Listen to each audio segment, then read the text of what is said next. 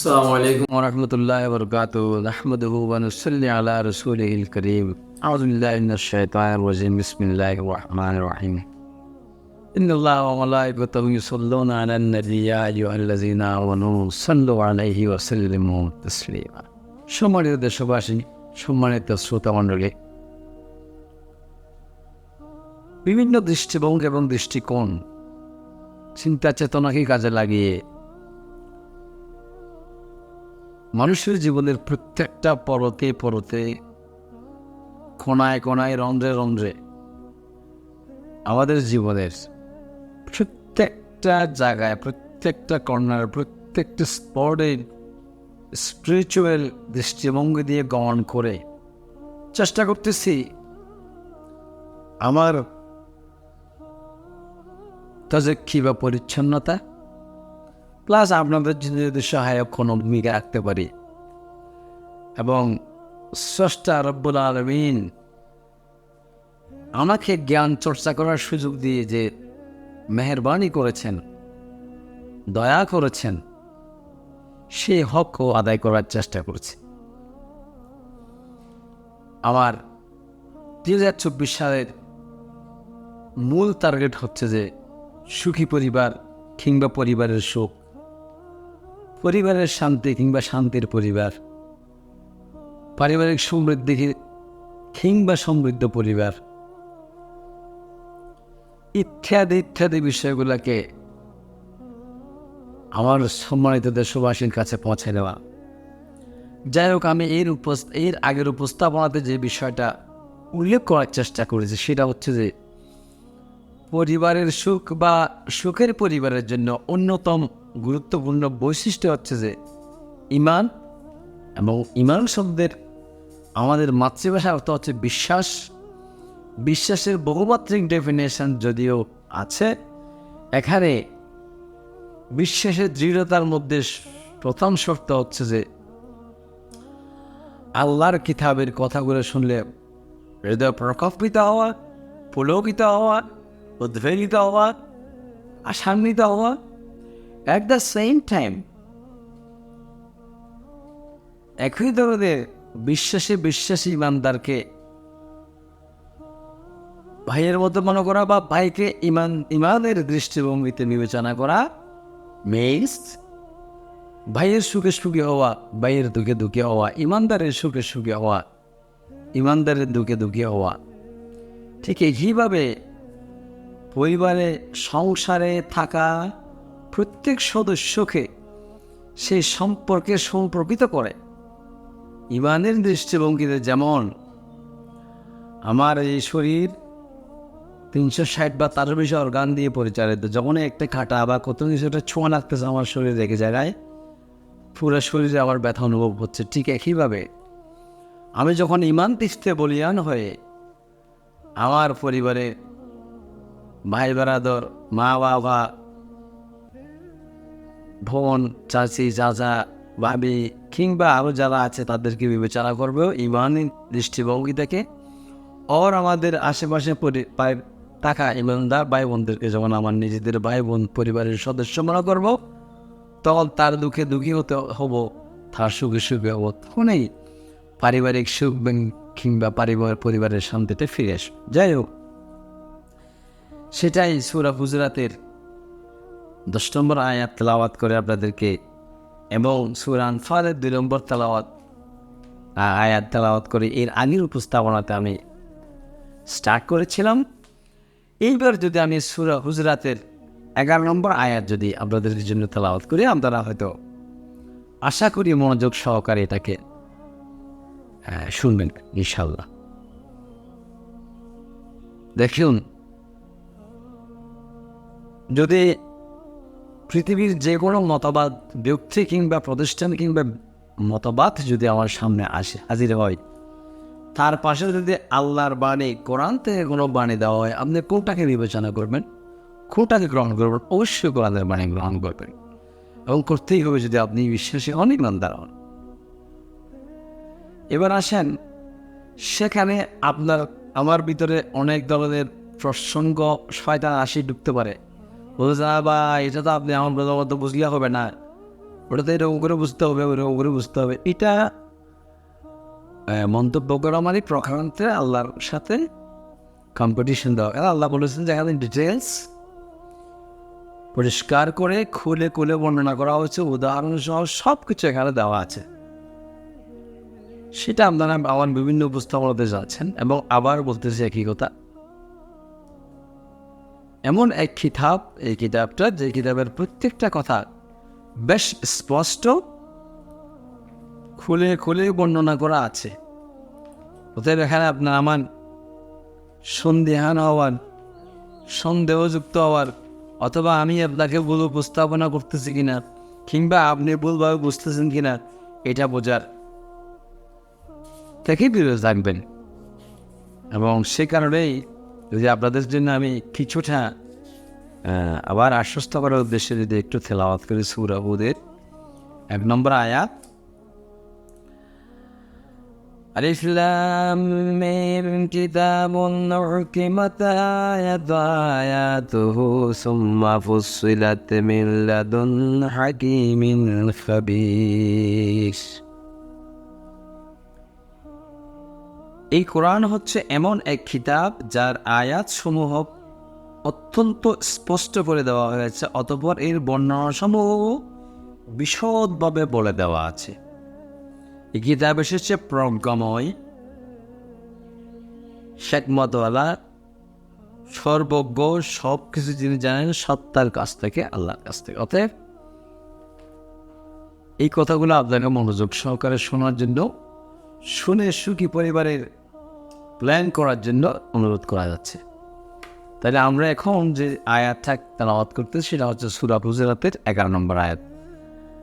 সেই বিশ্বাসীগুলোকে বলতেছে কি, ইয়া আইয়ুহাল্লাযীনা আমানু লা ইয়াসখার কওমুম মিন কওমিন আসা আইয়াকুনু খায়রাম মিনহুম ওয়ালা নিসাউম মিন নিসাই আসা আইয়াকুন্না খায়রাম মিনহুন্না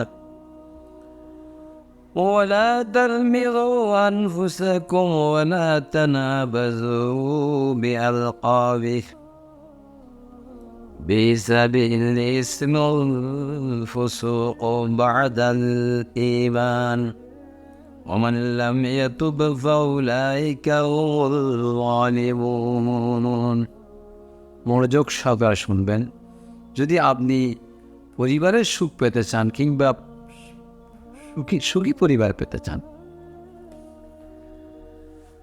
সুখের সংসার যদি আপনি চাই, কি এই মানুষ যারা এই কিতাব, এই আল্লাহকে, এই পরকালীন অনন্তকালকে বিশ্বাস করো, তোমাদের কোনো পুরুষ সম্প্রদায় যেন অপর পুরুষ সম্প্রদায়কে নিয়ে কোনো ধরনের উপহাস না করে। এখানে ভেরি ইম্পর্টেন্ট হচ্ছে যে কোনো পুরুষ লোক অন্য কোনো পুরুষ লোককে উপহাস বলতে এক প্রকার ঠাট্টা মস্করা কিংবা একটা কাউকে তুচ্ছ-তাচ্ছিল্য করা বা কাউকে গুরুত্ব না দেওয়া। আমার যদি ধারণা হয় যে আমার এই বাড়িটা জ্ঞানে, গরিবায়, পোশাকে কিংবা ধন সম্পদে কোনো কিছুতে আমার মতো নয় বা আমার মনের মতো নয়, তাহলে আমি হয়তো কীরকম জানি লোকটা, এরকম করে উপহাস করে। এটা কঠোরভাবে নিষিদ্ধ করা হয়েছে। যদি সংসার সুখের চান, আমরা ভাই বেড়াদর, বোন, ভাবি, বাতিজা, ভাইফোত, বাগিনা, বাগিনী, ভগ্নিপতি, মা, বাবা, স্বাস্থ্য ভাই, স্বাস্থ্য বোন থেকে শুরু করে খালতো ভাই, খালতো বোন যারা আছে পাড়ার প্রতিবেশী সবাইকে কেউ কারো যেন দুশ্চর্চা না করি কিংবা কাউকে যেন উপহাস না করি। আচ্ছা,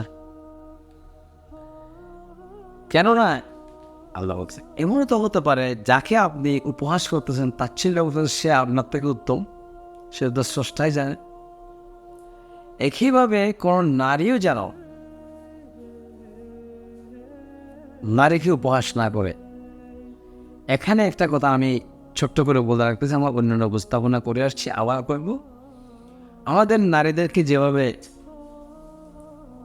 আমাদের জ্ঞান সীমাবদ্ধতার কারণে যেভাবে কণ্ঠাসা করে রাখা হয়েছে,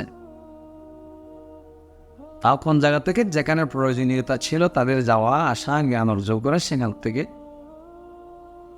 আমি জানি না তাদের হাসরের মাঠে তাদেরকে এই নির্যাতন করার জন্য আল্লাহ ধরে কিনা। বিকজ আল্লাহর বাক্য এখানে স্পষ্ট। যাই হোক, আমি ওদিকে লম্বা করব না। একজন আরেকজনকে অযথা দোষারোপ করবে না, একজন আরেকজনকে অযথা দোষারোপ। এখন আমাদের পারিবারিক বা পরিবার প্রথার মধ্যে এমন একটা সিস্টেম চলে আসছে, হয় শাসক হবে সে, অথবা সে দোষ ধরবে। বড় বা ছোট একজন আরেকজনের দোষ ধরাটাই যেন একটা পরিবারের অন্যতম ফরজ কাজ বা অন্যতম প্রধান কাজ হিসেবে আমরা পেয়েছি। দুর্ভাগ্যজনক বাবা। অতএব এখানে যদি আল্লাহর কিতাব বা নিরঙ্কুশ জ্ঞান থেকে যদি আপনি সংসার সুখের করতে চান, প্রথম শর্ত হচ্ছে উপহাস তো করা যাবে না, দ্বিতীয় হচ্ছে কারো কোনো দোষ খুঁজে যাবে না। দোষটাকে গোপন রেখে অ্যাপ্রিসিয়েশন বা ভালো জিনিসটাকে সামনে আনে তাকে ট্রিট করতে হবে। তাছাড়া রাসূল পাক সাল্লাল্লাহু আলাইহি ওয়াসাল্লাম বলেছেন, কোরআনের মধ্যেও আছে, সূরা হুমাযার মধ্যেও আছে, সেটা হচ্ছে কি, মান সাতারাল মুসলিমিনা সাতারাল্লাহু ইয়াউমাল কিয়ামা। যে একটা মানুষের দোষ গোপন করছে, কিয়ামতের দিন আল্লাহ তার দোষ গোপন করবে। এখন আপনি কি কেমন বিশ্বাস করেন, আপনি ইমানদার, আপনি বিশ্বাসী কি না, সেটা হচ্ছে এখন আপনার আমার এই উপস্থাপনা শোনার পর বিবেচনার বিষয়। আর যদি আপনি বিশ্বাসী নিজেকে বলেন, তাহলে আপনি কারো দোষের কথা বলতে পারেন। দোষ আছে, ঠিক আছে, বাট আল্লাহ বলছেন সে দোষ গোপন রাখবে। এখন আপনি দোষ প্রকাশ করার জন্য আমি যদি প্রতিযোগিতা নিয়ে, এটাই যেন আমাদের অন্যতম জ্ঞান গরিমা কিংবা আমাদের পাওয়া কিংবা আমাদের ঐশ্বর্য বৈভব মনে করি, তাহলে আল্লাহ আল্লাহ আপনার ব্যাপারে আল্লাহ ভালো জানেন। আবার একজন আরেকজনকে খারাপ নাম ধরেও ডাকবে না, তাহলে উপহাস করা যাবে না। নারী কিংবা পুরুষ কেউ কাউকে উপহাস করা যাবে না, কারো দোষ খোঁজা যাবে না, বরঞ্চ দোষ গোপন করতে হবে। আর কি, একজন আরেকজনকে সুন্দর নামে ডাকতে হবে, খারাপ নাম ধরেও ডাকা যাবে না। তার ক্যারেক্টারিজম ওয়াইজ আর চরিত্র ওয়াইজ আমরা বলি না এতে সুর, এতে বেয়াদব, এ বেহায়া, এ অশিক্ষিত, এ কালো, অপরিচ্ছন্ন, এই নামে এটাই নাম মানে কি, যেহেতু করিম করিম বা রহিম রহিম এরকম না, বলতো নাম মানে হচ্ছে তাকে ক্যারেক্টারিজম দিয়ে যদি উপহাস করে ডাকানো হয়, এটাও নারী খারাপ নাম ধরে ডাকা। এখন আমি আপনি বিবেচনা করি আমরা পারবো কিনা সেটা। এই ধরনের খারাপ ডেজিগনেশন কিংবা খারাপ নাম বা খারাপ ক্যারেক্টারিজম দিয়ে যার জন্য সম্বোধন করা মারাত্মক অপরাধ। তাই এই যে কথাগুলো আমি আপনার জন্য উপস্থাপন করে আসলাম, এটা যদি আপনার পরিবারে আপনি প্রশিক্ষণ দেন, আপনার সদ্য আনা বউটাকে বা সদ্য বিয়ে দেওয়া মেয়েটাকে, সদ্য বিয়ে করানো ছেলেটাকে বা সদ্য জামাতাটাকে, কিংবা আপনার বেড়ে উঠে ছেলেটাকে বা মেয়েটাকে, এইগুলো যদি আমরা প্রতিনিয়ত প্রশিক্ষণ দিই, এই যে রমজান গেল, কত ধরনের ইফতার বানানো খাওয়ানোর প্রশিক্ষণ দিলাম, পোশাকের প্রশিক্ষণ দিলাম, আরও কত কিছু। এই কথাগুলো জেনে বুঝে প্রশিক্ষণ দেওয়া হয়তো ছিল রমজানের কিংবা কোরআনের শিক্ষা। এই শিক্ষা যদি আমরা দিতে পারতাম, তাহলে আমাদের পরিবারের সুখী পরিবার হওয়াটা অত্যন্ত সহজ হতো। যাই হোক, এবং এই জাতীয় যারা দোষ খোঁজে, যারা উপহাস করে, যারা খারাপ নাম ধরে খারাপভাবে সম্বোধন করে অন্যকে ডাকে, এদেরকে আল্লাহ জালেম বলেছেন। কি বলছেন? ফাউলাইকা হুমুল যালিমুন, এরাই জালেম। এখন জালেম কারা? আপনি কাকে জালেম বলতেছেন? আসলে কি সে জালেম না আপনি জালেম? That is very important.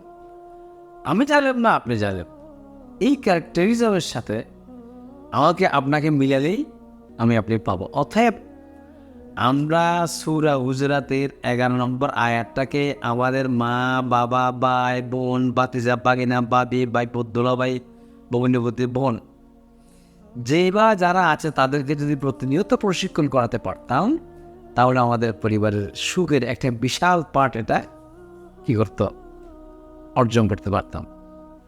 একইভাবে আমাদের মসজিদের ইমাম সাহেব কিংবা মাদ্রাসার শিক্ষক সাহেব কিংবা সমাজপতিরা, ঘরের অভিভাবকরা যদি এইভাবে মানুষকে প্রশিক্ষণ দেওয়ার প্রকল্প তৈরি করতে বানাতো, তাহলে সুখের সংসার কিংবা সংসারের সুখ সুদূর প্রসারে হতো না। যাই হোক,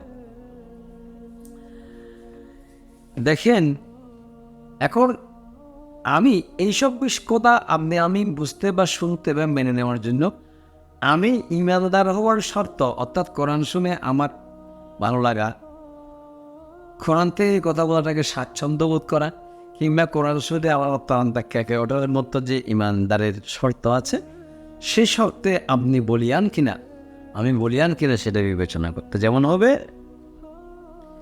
যাদের সাথে আমরা এই ডিলিংগুলো করতেছি, প্রতিনিয়ত সংসার করতেছি, ব্যবসা করতেছি, পরিবার পরিজন অর্থাৎ সাংসারিক সমস্ত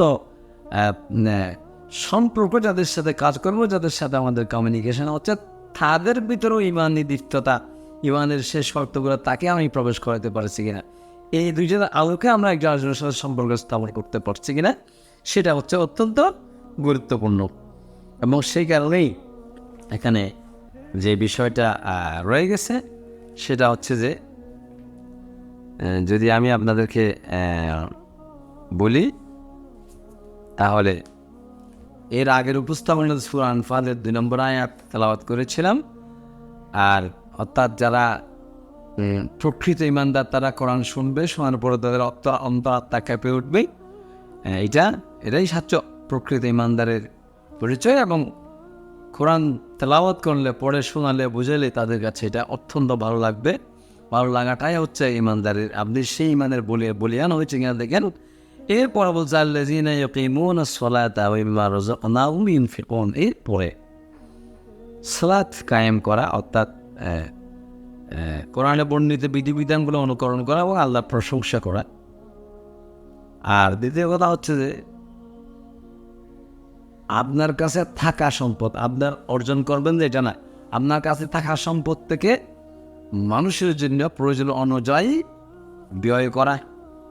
আর উলাইকা হুমুল মুমিনুন হাক্কা, এরাই হচ্ছে প্রকৃত বিশ্বাসী বা ঈমানদার। লাহুম দারাজাতুন ইনদা রাব্বিহিম ওয়া মাগফিরাতুন ওয়া রিজকুন কারীম, তাদের জন্য বিপুল মর্যাদা, ক্ষমা, সম্মানজনক জীবিকাও রয়েছে। অর্থাৎ মর্যাদা, ক্ষমা এবং সম্মানজনক জীবিকা থাকলে সংসার সুখে হওয়াটা স্বাভাবিক। আল্লাহ পাক আমাদের বুঝার তৌফিক দান করুক, আমিন। আসসালামু আলাইকুম।